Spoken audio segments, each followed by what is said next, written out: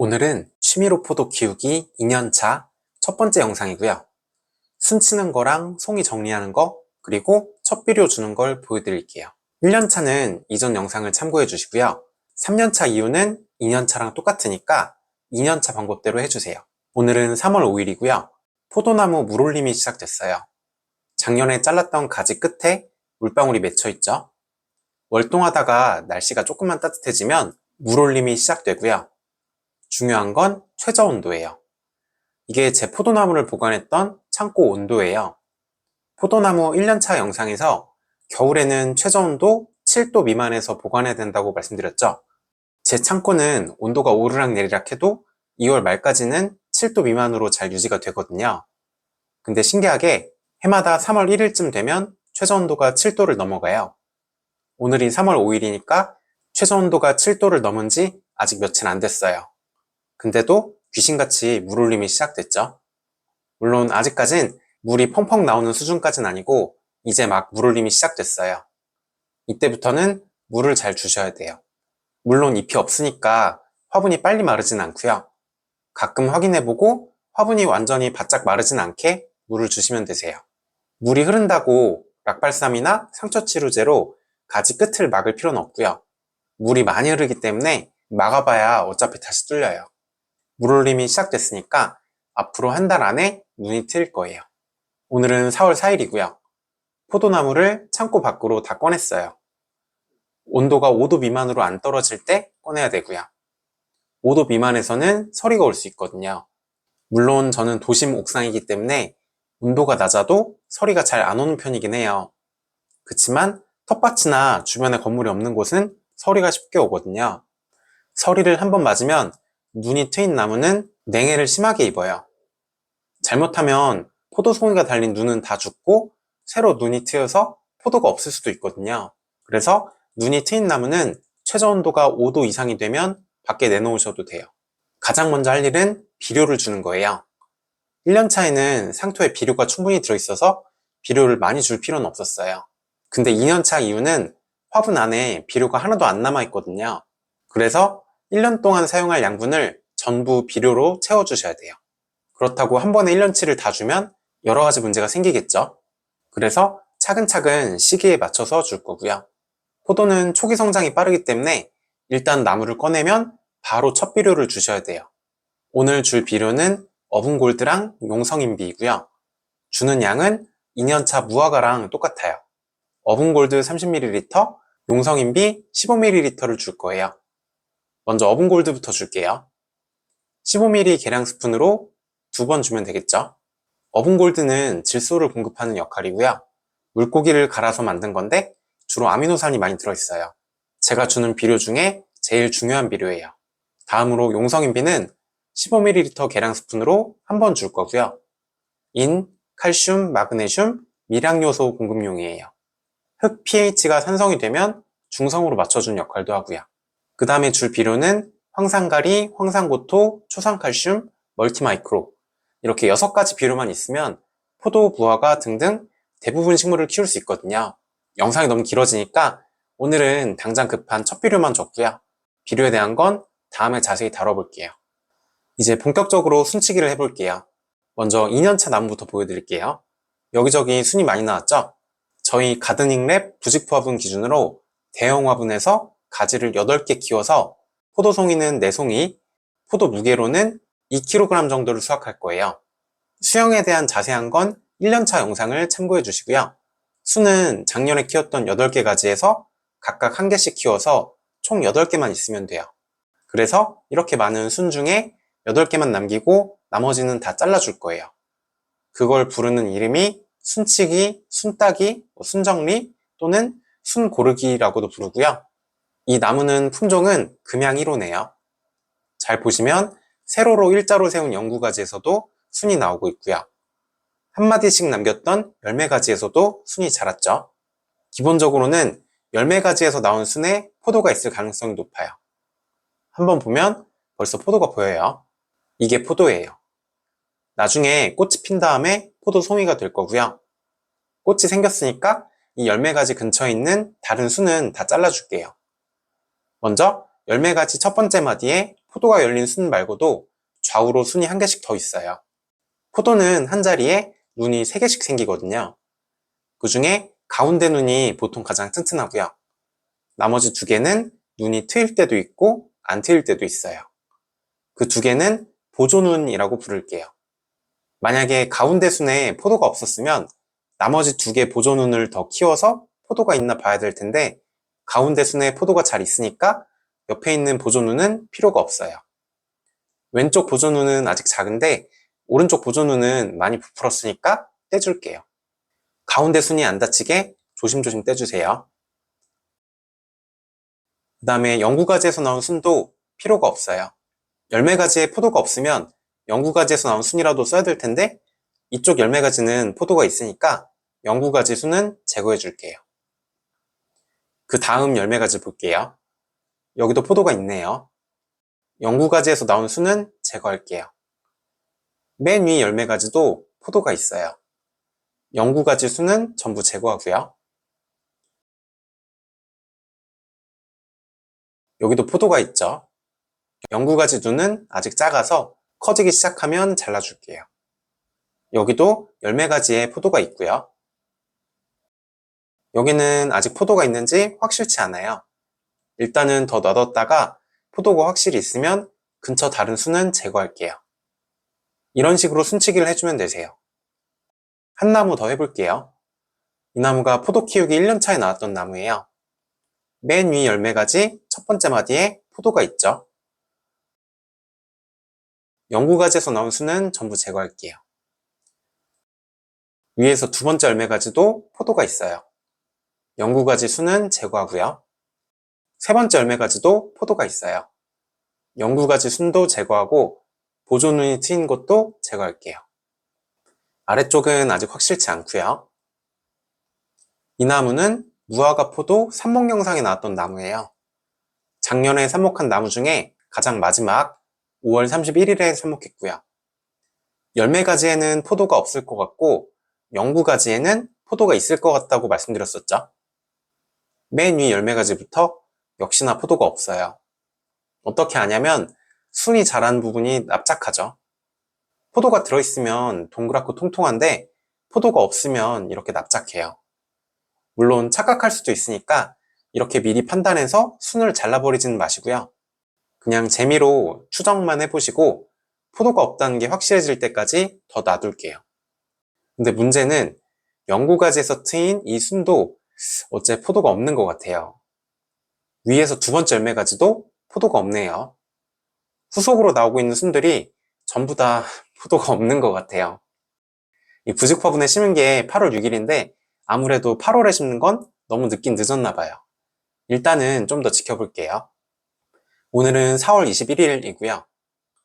기다려봐도 결국에는 포도가 하나도 없네요.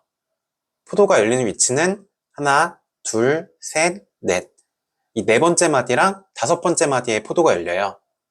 물론 품종이나 나무에 따라서 조금은 달라서 세 번째, 네 번째 마디에 열리기도 하고요. 다섯 번째랑 여섯 번째 마디에 열리기도 해요. 어쨌든 네 번째 마디 근처 두 마디에 연달아서 포도가 열려요. 근데 여기는 네 번째, 다섯 번째 마디에 덩굴손이 자라고 있죠. 포도가 안 열리면 포도 대신 덩굴손이 자라요. 덩굴손이 자란 마디가 두 개 보인다는 건 이 순에는 포도가 없다는 뜻이에요. 운이 좋으면 이 두 마디 중에 한 마디라도 포도가 열릴 수도 있거든요. 근데 이렇게 두 개가 다 덩굴손이면 이 순에는 포도가 없어요. 그 다음 마디는 더 키워봐야 다 덩굴손만 나오고요. 참고로 덩굴손은 두 마디에 연달아 나오고 한 마디는 덩굴손이 없어요. 예를 들어 4번, 5번 마디에 덩굴손이 나왔으면 6번 마디는 덩굴손이 없고요. 그 다음 7번, 8번 마디는 다시 덩굴손이 있어요. 9번 마디는 덩굴손이 없고요. 10번, 11번 마디는 또 덩굴손이 달려서 나와요. 어쨌든 열매가지 첫 번째 순이 포도가 없으면 영구가지 순에서라도 포도를 찾아봐야겠죠. 이 가지가 영구가지에서 나온 가지고요. 하나, 둘, 셋, 넷, 네 번째, 다섯 번째 마디가 다 덩굴손만 나왔어요. 이 가지도 꽝이네요. 어차피 다 포도가 없으니까 가지를 한 개만 남기고 나머지는 자를게요. 아래쪽까지 대비 혼자만 너무 많이 자라서 열매가지에서 나온 걸 자르고 영구가지에서 나온 좀 더 약한 가지를 남겼어요. 그 다음에 위에서 두 번째 열매가지를 볼게요. 여기도 덩굴손만 2개예요. 영구가지에서 나온 순도 덩굴손만 2개죠. 아래쪽 가지들은 열매가지에서 나온 순을 남기고 영구가지에서 나온 순을 자를게요. 이렇게 해서 포도가 있든 없든 최종적으로 8개의 순을 남겨주세요. 이 나무는 어쩔 수 없이 내년을 기약해야 되겠네요. 이번에는 3년차 이상 나무를 볼게요. 오늘은 4월 6일이고요. 나무가 3년차가 넘어가면 가장 먼저 아셔야 될 건 포도는 작년에 생긴 눈에서만 포도가 열린다는 거예요. 이 나무는 올해로 4년차 나무고요. 세로로 일자로 서 있는 게 영구가지고 1년차에 자란 부분이고요. 여기 열매가지 한 마디도 1년차에 자랐던 부분이에요. 여기서도 눈이 나왔죠? 이런 눈에는 포도가 안 들어있을 가능성이 높아요. 그 다음 이만큼이 2년차에 자란 부분이고요. 여기서 나온 눈에도 포도가 안 들어있을 거예요. 그 다음에 이만큼이 3년차, 그러니까 작년에 자랐던 부분이에요. 여기서 나온 눈에만 포도가 있을 거예요.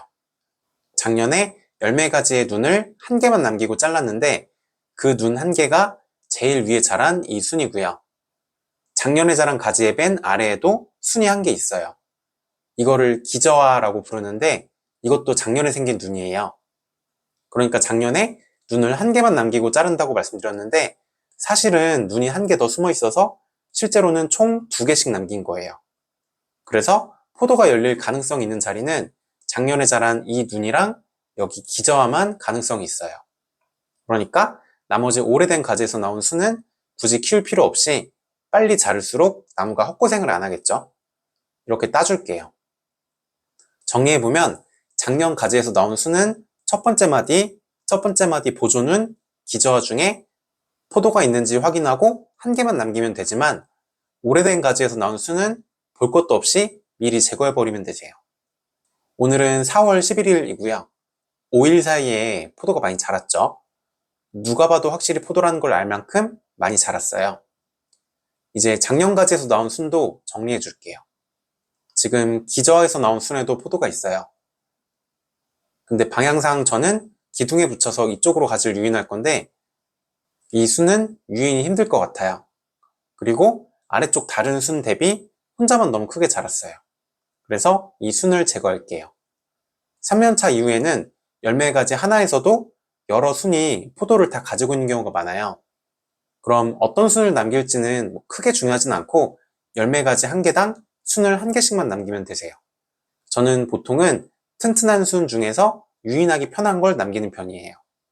그리고 남길 8개 순이 서로 크기가 엇비슷하면 더 좋고요. 이 열매가지에서도 큰 순이 2개가 있어요. 포도는 다 들어있는데 앞으로 자라는 건 옆으로 유인하다 부러지기 쉬우니까 제거할게요. 여기도 포도가 있으니까 보조눈에서 자란 순은 제거하고요. 기저화도 제거할게요. 여기도 포도가 다 있어요. 유인하기 편하고 제일 큰 순을 남길게요. 여기도 포도가 있죠. 유인하기 불편한 건 제거하고요. 정리하면 3년차 이후부터는 제일 먼저 오래된 가지에서 나온 순은 전부 잘라주시고요. 작년에 자란 가지에서 나온 순만 남겨주세요. 첫 번째 눈에서 자란 순이랑 기저화가 남겠죠. 그 다음에 그 순 중에서 어떤 걸 키울지는 당연히 포도가 있는 걸 남겨야 될 거고요. 웬만하면 다 포도를 가지고 나올 텐데 유인하기 편하면서 8개 순이 크기가 서로 비슷하게 남겨주시면 좋아요. 순 정리가 다 끝났고요. 왼쪽에 4개, 오른쪽에 4개만 남았죠? 마지막으로 포도 자르는 걸 보여드릴게요. 오늘은 4월 21일이고요. 열매가지 8개 남겨놓은 게 벌써 많이 컸어요. 4번째, 5번째 마디에 포도도 많이 컸죠? 가지 1개당 포도가 최대 2개씩 달릴 거예요. 그럼 열매가지 8개에 각각 2개씩 달리면 총 16송이까지 열릴 수가 있겠죠? 당연히 이 작은 화분에 16송이를 다 익힐 순 없어요. 1년차 영상 보시면 6송이도 좀 힘들어 보였고요. 4송이에 무게로 2kg 정도면 적당해 보여요. 일단은 가지 1개당 송이를 1개씩만 남길 거예요. 이렇게 가지당 2송이씩 포도가 있으면 영구가지에 가까운 송이를 남겨주시고요. 멀리 있는 송이는 제거해주세요. 물론 처음부터 한 송이만 열린 가지는 그냥 그대로 두시면 되고요. 가까운 송이가 상태가 안 좋으면 멀리 있는 송이를 남겨도 상관은 없어요. 어쨌든 이렇게 포도를 가지당 한 개씩만 남겨주시고요. 여기가 이제 갈림길인데 저는 포도에 지베렐린 처리를 할 거예요. 포도는 꽃덜이 또는 화진이라고 해서 수세 관리가 안 되면 송이의 포도알이 제대로 안 달리거든요. 특히 샤인머스켓처럼 수세가 세서 강하게 자라는 품종들은 조금만 잘못하면 송이의 포도알이 하나도 안 붙고 다 떨어져 버려요. 저도 노지에 심은 건 지베렐린 처리를 안 했더니 100송이도 넘는 송이가 다 떨어져 버렸어요. 그래서 취미인데 무슨 지베렐린까지 하냐고 생각하실 수도 있지만 오히려 지베렐린을 처리하는 게 초보가 키우기는 더 쉬운 방법이에요. 제가 권장드리는 건 일단 지베렐린 처리를 해서 2년차에 수확의 기쁨을 먼저 느껴보시고요. 그 다음부터는 비료 양이나 가지 숫자, 잎 숫자, 송이 숫자 이런 걸 잘 조절하시면 지베렐린 없이도 많이 수확하는 최적 조건을 찾을 수 있으실 거예요. 저는 품종마다 그 조건을 따로따로 찾는 게 더 귀찮아서 그냥 지베렐린을 처리하고 있어요. 나중에 자세히 말씀드리겠지만 지베렐린은 원래부터 식물이 가지고 있는 물질이고 이미 엄청나게 드시고 계세요. 어쨌든 만약에 지베렐린 처리를 안 하실 분들은 가지당 한 송이씩 남겨서 총 8송이를 남겨주세요. 만약에 1년차에 너무 늦게 삽목했으면 8송이가 아니고 한두 송이만 열렸을 수도 있어요. 그러면 그냥 두면 되겠죠. 그게 아니고 저처럼 지베렐린 처리를 하실 분들은 5송이만 남겨주세요. 4송이가 적정 숫자로 보이긴 하는데 보험으로 하나를 더 남겨서 총 5송이를 남길게요. 8개 중에 어떤 송이를 남길지는 눈으로 봐서 튼튼한 송이로 5개를 남겨주시면 돼요. 근데 그 중에 가장 위쪽까지는 아무리 튼튼해도 제거하는 걸 추천드려요. 이 가지는 결국에는 수확이 잘 안 되더라고요. 이유는 나중에 자세히 말씀드릴게요. 그리고 맨 아래 가지 2개 중에 하나도 송이가 부실할 가능성이 높아요. 보통은 가장 아래까지가 부실할 때가 많거든요. 그래서 이 자리도 잘 안 남기는 편이고요. 어쨌든 맨 위 가지는 제거하고 남은 7개 가지 중에 5가지에 한 송이씩 총 5송이를 남겨주세요. 다시 영상으로 돌아가 보면 일단 가지당 한 송이씩만 남겨줄게요. 참고로 포도 한 송이도 다시 2갈래로 되어 있어요. 이쪽 갈래는 송이가 큰데 이쪽 갈래는 좀 작죠. 여기를 어깨송이라고 하고요. 나중에 어깨송이도 제거하고 큰 쪽만 쓸 거예요. 이 포도는 어깨송이 대신에 덩굴손이 달렸네요. 확실히 4번째 마디 송이보다는 5번째 마디 송이가 부실할 때가 많아요. 잘라버렸고요. 여기도 잘랐고요. 자른 김에 그 다음 나오는 덩굴손도 잘라줄게요. 여기는 한 송이만 달리고 5번째 마디는 덩굴손이 달렸네요. 여기는 포도가 아직 작아서 놔둘게요. 여기는 한 송이만 달렸네요. 여기도 한 송이는 잘랐고요. 여기도 한 송이만 달렸네요. 이렇게 해서 8송이를 남겼고요. 지베렐린 처리를 안 하실 분들은 여기서 멈춰주세요. 저는 지베렐린 처리를 할 거니까 다시 3송이를 자를게요. 먼저 맨 위 가지는 무조건 자르고요. 위에서 2번째는 튼튼하니까 남길게요. 3번째 가지도 남기고요. 4번째 가지도 남길게요. 5번째 가지는 송이가 부실해서 자를게요. 하나를 더 잘라야 되는데 어째 6번째, 7번째, 8번째 가지는 셋이 비슷비슷하네요. 그럼 그냥 맨 아래 8번째 가지를 자를게요. 이렇게 해서 포도 정리까지 마쳤고요. 1년차 때 보여드린 대로 하니까 진짜로 나무마다 포도가 열리는 게 신기하죠? 송이가 봐도 참 예쁘게 생긴 것 같아요. 다음 영상에서는 비료 주는 걸 자세히 말씀드리고요. 작년에 삽목한 5그루에 각각 포도가 몇 송이씩 달렸는지 결산을 해볼게요. 감사합니다.